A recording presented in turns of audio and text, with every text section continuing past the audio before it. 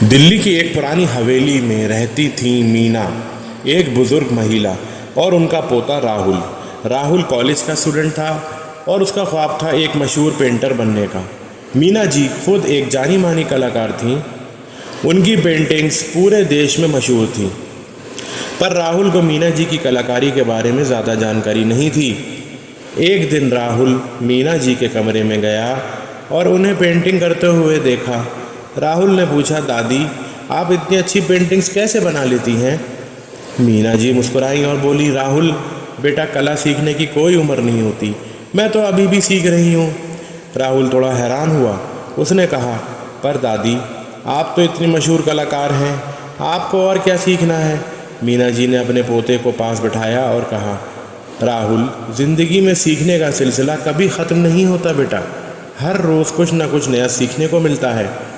राहुल को दादी की बात समझ नहीं आई। उसने कहा, पर दादी आप एक कहावत तो जानती हैं ना, जियो आज के लिए, कल का पता नहीं, फिर सीखने का क्या फ़ायदा?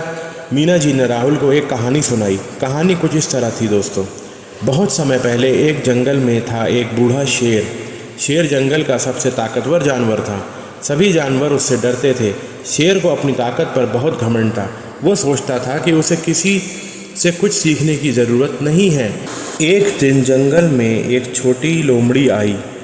लोमड़ी जंगल से अपरिचित थी, पर वो बहुत चालाक थी। एक रात लोमड़ी ने शेर के शिकार को चुरा लिया। शेर गुस्से से तिलमिला उठा। उसने लोमड़ी को ढूंढ निकाला और उस पर हमला करने के लिए लपका। पर लोमड़ी बहुत फुर्तीली थी। वो शेर के हमलों को चकमा देती रही। आखिरकार शेर थक गया। लोमड़ी ने मौका देखकर शेर पर हमला कर दिया और उसे घायल कर दिया। शेर हार मानकर लोमड़ी के सामने लेटा हुआ था। लोमड़ी ने कहा, तुम जंगल के सबसे ताकतवर जानवर हो, पर तुमने ये नहीं सीखा कि कैसे अपने से कमज़ोर दुश्मन से भी बचना चाहिए। शेर को अपनी गलती का एहसास हुआ। उसने लोमड़ी से कहा, तुम मुझे छोड़ दो, अब मैं अपनी गलती से सीख चुका हूँ और मैं तुमसे माफ़ी मांगता हूँ। कहानी सुनकर मीना जी ने राहुल को समझाया, राहुल ठीक उसी तरह हमें भी ज़िंदगी भर सीखते रहना चाहिए। ये ज़रूरी नहीं कि हम सिर्फ किताबों से ही सीखें। हम अपने आसपास के लोगों से, प्रकृति से, हर चीज़ से कुछ ना कुछ सीख सकते हैं। राहुल को दादी की बात समझ में आ गई। उसने फ़ैसला किया कि वो रोज़ कुछ ना कुछ नया सीखेगा। वो ना सिर्फ पेंटिंग सीखने लगा, बल्कि अलग अलग कलाकारों के बारे में भी पढ़ने लगा।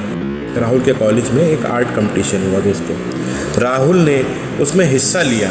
राहुल की पेंटिंग इतनी अच्छी बनी थी कि उसे पहला इनाम मिला। राहुल की सफलता का राज था लगातार सीखना और मेहनत करना। राहुल ने कभी ये नहीं सोचा कि वो इतना सीख चुका है कि अब सीखने की ज़रूरत नहीं। दोस्तों, ये कहानी हमें ये सिखाती है कि हमें निरंतर अपने जीवन में नई नई चीज़ें सीखते रहना चाहिए।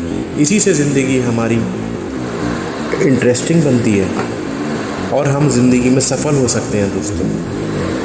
बहुत बहुत धन्यवाद सुनने के लिए।